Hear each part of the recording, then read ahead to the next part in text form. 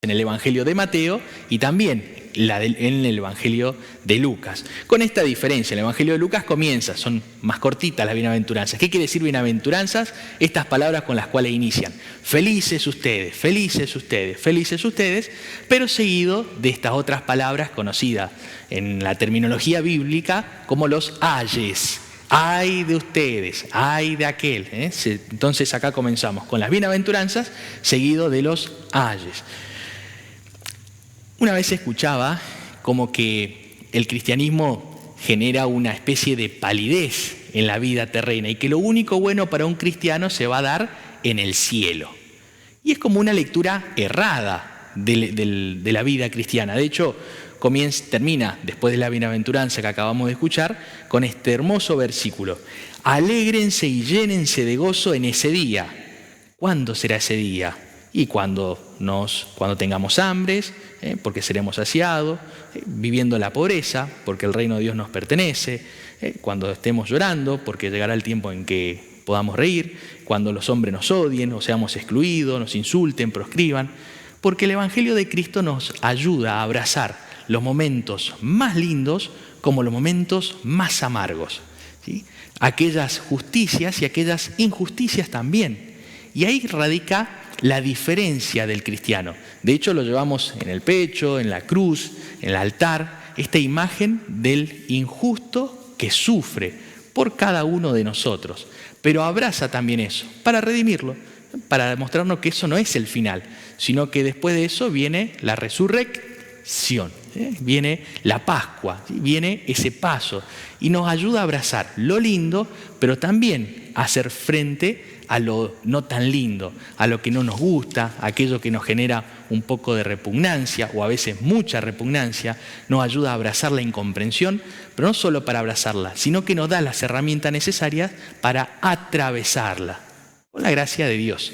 Entonces ahí radica la diferencia, no es que esto es re pálido, esto medio bajo, no, esto es re triste, en este valle de lágrimas, no, ¿sí? No, porque tenemos las herramientas de, a pesar de pasar por este valle de lágrimas, lo pasamos en paz, tomado de la mano de Cristo, con mucha serenidad, con mucha fe, firmeza, confianza.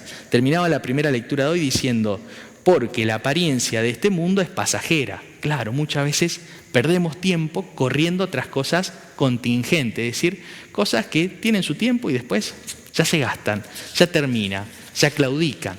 Entonces, pensemos nosotros, a ver si tenemos que elegir hoy alguna de estas bienaventuranzas. O si yo le tengo que decir a Dios, le doy gracias por esta felicidad, porque pareciera ser que se chocan.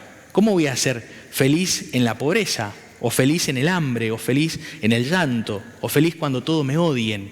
¿Por qué tengo que vivir esta felicidad?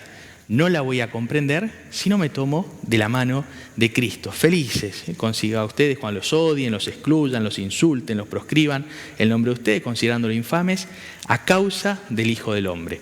Alégrense y llénense de gozo. Es un hermoso mensaje a contrapelo en este mundo que vivimos, como decía la primera lectura, un mundo difícil, un mundo complicado. Alégrense porque será grande la recompensa en el cielo. De la misma manera, los padres de ellos trataban a los profetas. Y este ejemplo de estas bienaventuranzas lo vemos en los santos. Hoy rezamos a un santo muy particular, San Pedro Claver, un santo español que pertenecía a la Compañía de Jesús, conocido como los jesuitas, al igual que nuestro santo patrono, San Roque González, al igual que el Papa, también jesuita. Entonces, ¿qué pedía Pedro Claver? Estaba en España y pedía evangelizar las tierras de América, es decir, llevar el mensaje de Cristo a los indígenas o a los esclavos. Y San Pedro Claver fue enviado en misión a Cartagena de India, a Colombia, en ese puerto donde se vendían y se negociaban a los esclavos. Y este sacerdote impactó tanto con su vida, con su amor, con su caridad, con su cercanía al esclavo, al sufriente, quienes eran tratados como bestias en su país, que llegaban en barco a este lugar y se encontraban con este sacerdote que los curaba, que los ayudaba, que los bautizaba, que le predicaba el evangelio, que los trataba como un hermano. Por eso él se autotitula, o él se autodenomina el esclavo, pero de los negros. Tal es así la vida de este gran sacerdote, San Pedro Claver, que impacta en el Papa León XIII, que es quien lo canoniza santo. Y dicen palabras del Papa cuando lo canoniza. Dice, después de Jesús es la vida que más me impactó. Imagínense esto, después de Jesús, todo lo que pasó Jesús, y lo recordamos de manera particular y muy fuerte en la Cuaresma y en Semana Santa, pasión, muerte, resurrección.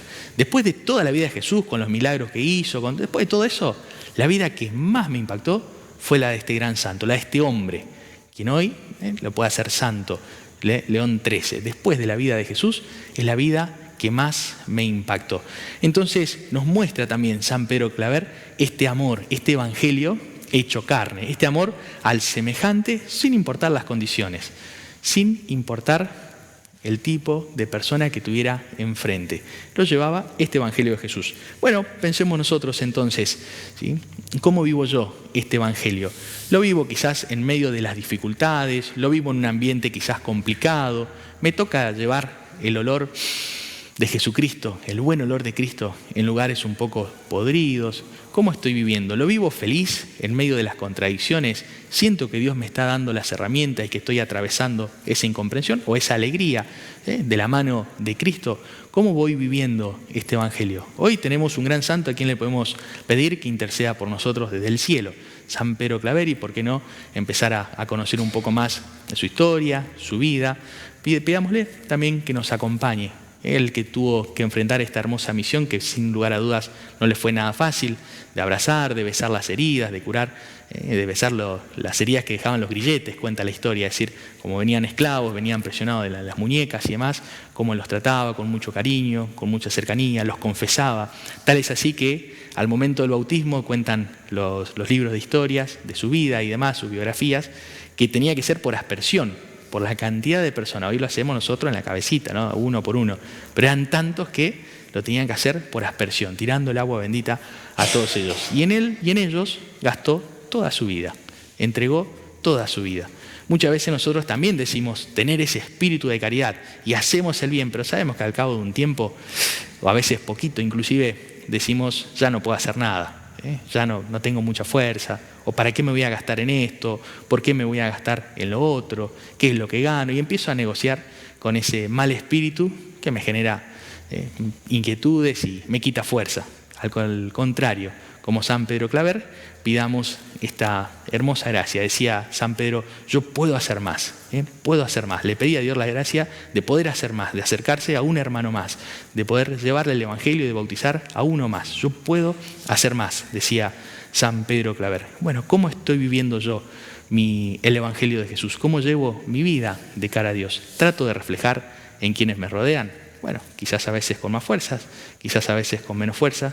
Pidámosle a Dios entonces que nos haga ver cuáles son los dones que nos ha dado para poder robustecerlos, cuáles son los pecados o las debilidades que tenemos para poder curarlos y así vivir en paz este hermoso camino de discípulo de Cristo.